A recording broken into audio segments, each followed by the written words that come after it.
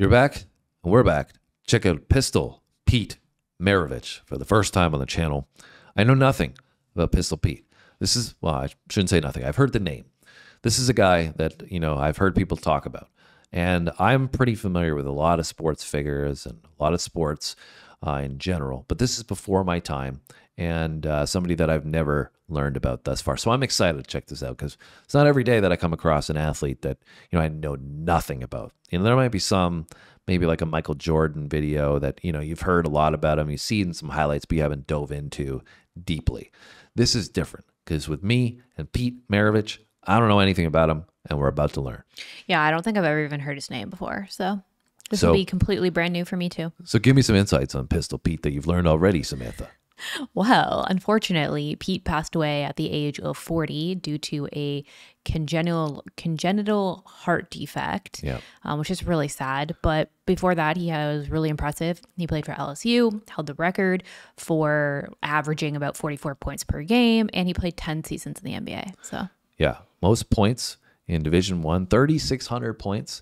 Set those records. Crazy. And he obviously was super influential in the college basketball scene, and apparently he has a lot of free-flowingness to his game, which another thing we should mention is that he apparently set those records without the three-point line, which is pretty wild because the NBA now is all about shooting threes.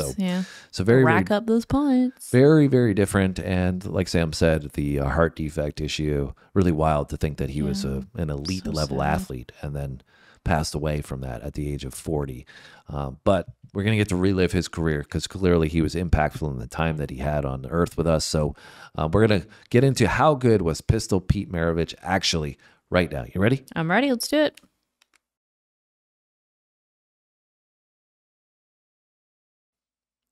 Pete Maravich, better known as Pistol Pete, was one of the best NBA players of the 70s, a dribbling magician, outstanding shooter, and arguably the greatest NCAA player ever. Pete was playing a brand of basketball 40 years ahead of his time, and players today can't even do some of the stuff the Pistol did in the 70s. Here's the career retrospective of Pete Maravich and how his showmanship influenced future NBA stars, who stole a lot of their moves from the Pistol. Early life and the origin of the Pistol.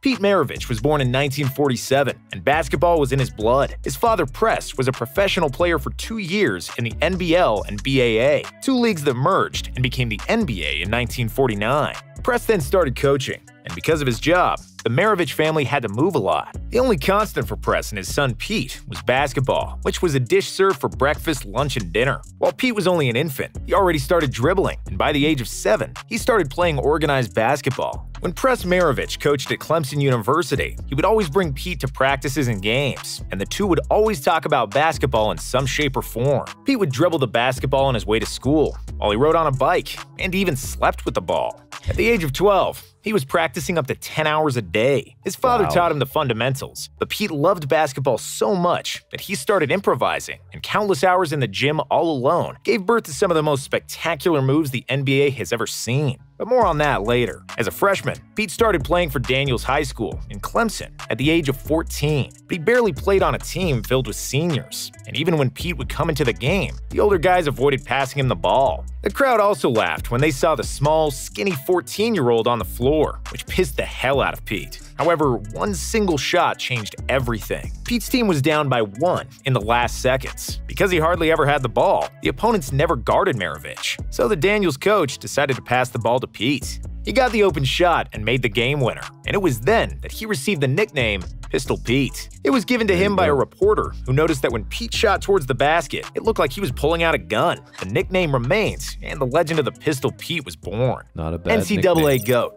After graduating from high school, Pete and his father decided that Pete should go to prep school for another year. Pete was 6'3" at the time, but he weighed just over 130 pounds and could not withstand physical duels at the college level. So, he spent a year at the Edwards Military Academy, where he grew to 6'5" and bulked up to a respectable 160 pounds, which improved his game tremendously. At the same time, his father Press got the head coaching job at Louisiana State, which was known for football but had a minuscule basketball program. Press asked asked Pete to attend LSU and join him, which Pete bluntly rejected because he wanted to play for a renowned basketball college. However, after Press threatened to kick him out of the house, Press decided to join his father at LSU. Under his father's tutelage, Pete became a superstar and would set records that will likely never get broken. In his freshman year, he averaged 43.6 points per game, but because of the rules in the 70s, freshmen were not allowed to play on the varsity team. The crowd at LSU would often watch the freshman games and then leave once Pete's game was done, and wasn't even interested in watching the varsity team. Pete led the freshmen to a 17-1 record that season, while the varsity team, led by Press, had a record of 3-23. In his sophomore year, Pete was able to play for the varsity team and immediately asserted himself as the primary option on offense, with 43.8 points on average. He was the NCAA's top scorer that season, and he repeated that feat as a junior with 44.2 points,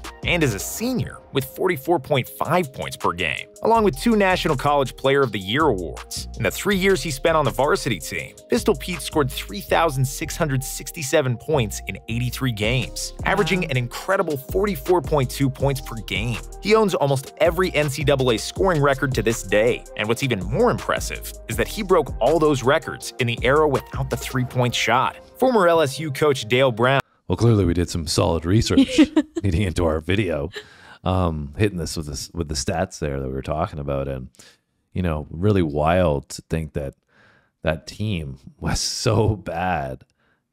3 wins, and people were coming out to watch him play as a freshman. Instead, that's how you got some star power, right? Yeah, for sure. It's also kind of crazy that he went and played with his dad, because I'm sure that would have been a challenging dynamic for sure. And I'd also be curious to know if you'd even be allowed to do that today. Like, I feel like that might be some sort of like conflict of interest or something. Yeah, I mean, you probably could, but it is rare, I think, that you'd have a coach and a player both so good at what they do that they would ever end up in that situation. And you could see that he comes from a basketball family, and it's interesting, that dynamic, in the sense that, that played a huge role, obviously, for his success, I imagine, coming from a basketball family. Eat, sleep, breathe basketball since birth. Yeah, but sometimes you could have that where the dad is pressing, or the parent is pressing their kid to play the sport, right? And they are trying to force them to practice or whatever. And maybe this is just more so today. But you see his interest. I was blown away to hear that he was practicing up to 10 hours a day. No wonder he became so good. Yeah, 100%. We have kids now that are practicing a couple hours a week, and, he's practicing 10 hours a day. No wonder he became so elite. But that shows, he wasn't forced to do it. It was for the love of the game. And then you have this combined atmosphere of the dad. Like, he must have been practicing every single waking hour besides being in school. Yeah, exactly. We're not going to school and playing basketball instead. But you have the dad who's a great coach and wanting to coach his son probably, and then the player that's a great player and wanting to play. And so that probably overcame some hurdles of him not wanting to go to LSU initially. But then you realize, hey, you guys both love basketball so much. Let's come and do this together at college, right? Yep. I'm sure that was also like a very unique experience for them as a family to be able to do that together. Of course. It's probably a memory that, I don't know how long his dad lived for, if he lived longer than his son, but it's a memory for sure both of them would have been able to carry on into his career, right? Broke all those records in the era without the three-point shot. Former LSU coach Dale Brown charted every shot Maravich scored, and because he shot many jumpers from long distances, Brown calculated that Pete would have averaged an astounding 57 points per game if his long jumpers counted as threes. Wow. A globetrotter in the NBA. Insane. Pistol Pete was the most known player in the country by the time he finished college, and he had plenty of options where to continue his career. He was contacted by half the ABA teams, many NBA teams, but also the Harlem Globetrotters, who offered Maravich $1 million to join them. Maravich dribbled the ball like a globetrotter. He shot the ball better than all of them, and he knew every basketball trick in the book. Between the legs, behind the back, dribbling 2 balls at the same time, you name it, Pistol Pete was doing it. If he had joined the Globetrotters, he would have been the first white member, but he'd fit right in because of a unique skill set. However, his dream was to play in the NBA like his dad, and the Pistol was selected with the 3rd pick by the Atlanta Hawks in the stacked 1970 NBA draft. In the rookie season, Maravich was under tremendous pressure after signing a contract worth nearly $2 million for 5 seasons. So crazy too. Like, this guy's number 44. He averaged 44 points a game. Yeah. And all those seasons, they were like right on 44. Yeah. It wasn't like it averaged out to 44. No. It did. But Yeah. it was like it was actually at 44 in all those seasons. Then he turns around and has 44 as his number in the NBA. I don't know. That's kind of spooky. That's funny. Was under tremendous pressure after signing a contract worth nearly $2 million for 5 seasons. At the time, the largest contract in NBA history. However, he immediately proved that he is one of the best players in the world and that his big contract is justified. Maravich averaged 23.2 points and 4.4 assists per game as a rookie, which was the 8th best scoring output that season. The second season was supposed to confirm Pistol's superstar status, but he contracted mononucleosis, which caused him to lose 20 pounds. As a result, Pete missed 16 games, and the illness slowed him down to 19.3 points per game. But Pistol Pete would bounce back in his third season, averaging 26 points and 7 assists per game, making his first All-Star team. In his fourth and final season with the Hawks, Pete was the second best scorer in the league, with 27.7 points per game. But the Hawks played miserably and didn't even make the playoffs after 3 straight first-round playoff exits. We got the Jazz. New Orleans Jazz joined the NBA in 1974, and in the expansion draft, they acquired Maravich from the Hawks for 2 players and 4 draft picks. By doing so, they signed the local hero, considering that the Jazz Arena was less than 100 miles away from LSU. Joining a newly established franchise is a double-edged sword, and Pete learned that the hard way. Yes, he was a beloved superstar, and all the fans wanted to see him play, but on the flip side, the New Orleans Jazz wasn't any good, just like most new teams aren't. The Jazz didn't make the playoffs until 1984, 5 seasons after Maravich left the team and their relocation to Utah. But even though he never made the playoffs, Pistol Pete was playing the basketball of his life with the Jazz as one of the most unstoppable players in the league. He averaged 25.2 points and 5.6 assists in 5.5 seasons with the franchise, during which he led the NBA in scoring with 31 points per game in 1977, along with 3 All-Star appearances and 3 All-NBA nods. On February 5, 1977, in a game against the New York Knicks, the Pistol scored 68 points, a career high, and at the time, the most points ever by a guard. The feat is even more impressive when we know that he was guarded by Walt Frazier, one of the premier defensive guards of the 70s, and that he scored 68 without a three-pointer. In 1978, Maravich played the best all-around season of his career, averaging 27 points, 6.7 assists, and a career-high 2 steals per game. He would have probably led the league in scoring once again, and likely even pushed the Jazz to the playoffs, but he unfortunately injured his knee halfway through the season and was forced to miss the final 32 games of the season. Before he got hurt, the Jazz had a winning record due to a 10-game win streak. After Maravich went down, they lost 8 in a row, and their playoff hopes were shot dead. Unfortunately for Maravich and the Jazz fans, knee injuries plagued Pete for the rest of his career, as he only played 2 more years in the NBA. After the Jazz moved to Salt Lake City in 1979, they traded Maravich mid-season to the Celtics, where he teamed up with rookie Larry Bird. It was the first NBA season with a 3-point line, and Maravich immediately proved what kind of a shooter he was. The Pistol shot 67% for 3 in his final year, with bad knees that severely hampered his movement. Legacy. Pistol Pete was a basketball savant. 67% from 3? That's insane. That's got to be like the best shooting percentage ever from 3-point land. That's insane. That's better than Steph Curry. Yeah, that's crazy. It's That's also wild that he had knee issues in both of his knees and then ended up having his life and career cut short due to a heart. It seems like he had a lot of issues. Yeah, I also, we have to remember the knee issues in the 70s, the surgeries and the recovery from them. It's much, much harder to come back from those injuries because we didn't have the medical capabilities that we do today.